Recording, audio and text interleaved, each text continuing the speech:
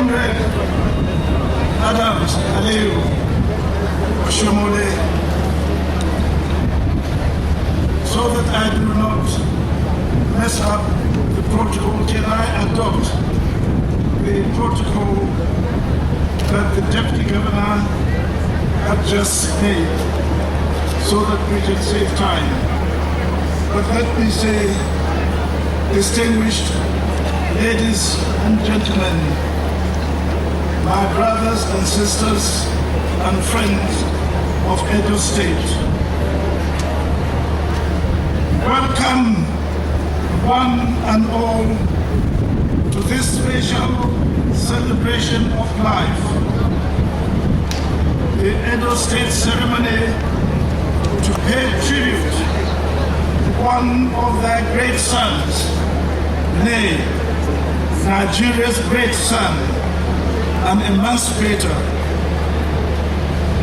Chief Anthony Enahoro, CFR. I, General Yakubu Gowon, join His Excellency Comrade Adams Aliyu Oshiomhole, the government, the Enahoro family, and millions of you, the good people of Edo State, and from all over Nigeria, the governors of Ondo, Ekiti, and of course, that member of this state that I used to remember as Midwest, Bendel, the Excellency, the Governor of Delta State. We're here to dearly mourn, but I think I would like to say, but to celebrate undoubtedly one of Nigeria's foremost nationalists, political heavyweight, and an icon, Chief Anthony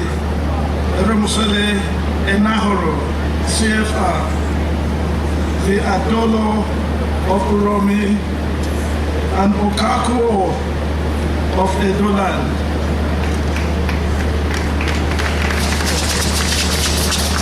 I thank Your Excellency, most deserving of it, for the noble role he played in his life, his love not only for his family, his community, his state, but Nigeria, the nation, and humanity at large.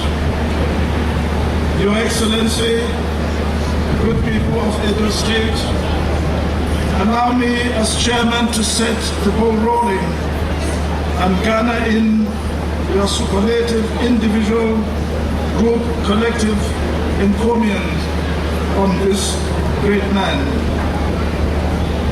Your Excellency, distinguished ladies and gentlemen, I'm sure all of you are by now aware of the history of this political colossus, from contemporary personal knowledge of him, association with him, his history, and recent commentaries about him since his demise a few weeks ago on 15th of December 2010, to be exact. We all relate to him one way or the other, and I hope we shall each have the opportunity during this ceremony which we're having his en route to his final resting place to do honor to whom honor is due. No tribute, brief or long, no encomium, expensive or restricted, is enough to acknowledge his achievement in life and his greatness. I first heard and came to know about him in my early school days in the mid-1940s and more so in the 1950s, when this young political firebrand was a budding political thorn in the flesh to the colonial masters and administration of the day. We used to look at him in awe. He was well-spoken and very articulate. He was a young man with a great vision of what he wants his country to be, and possesses enormous energy to get things done that got him into many troubles with some authorities in his lifetime. Little did I ever dream that our path will cross, but yes, it did. His political activities had earned him some momentary incarceration as guest of Her Majesty or His Majesty, or guest of his home government. For example, in the case of fugitive offender and treasonable felony, to mention but a few.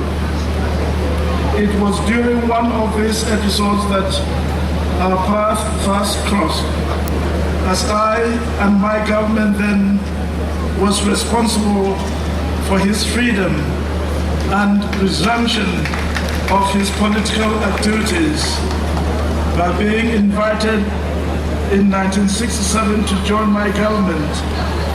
Although it is not democratic, it is military, but he accepted to come and serve. And he came and served as Commissioner or Minister for Information. His performance as Commissioner was exceptional, as it was exemplary. He was the government spokesman and mouthpiece during one of Nigeria's turbulent period in history, the Nigerian Civil War. He was Nigeria's dexterous chief negotiator, risking his life during the process, but ably and masterfully, brilliantly navigating the negotiations to Nigeria's ultimate goal and favor, the unity and indivisibility of Nigeria. During his ward as Minister for Information, many far-reaching policies on information were adopted.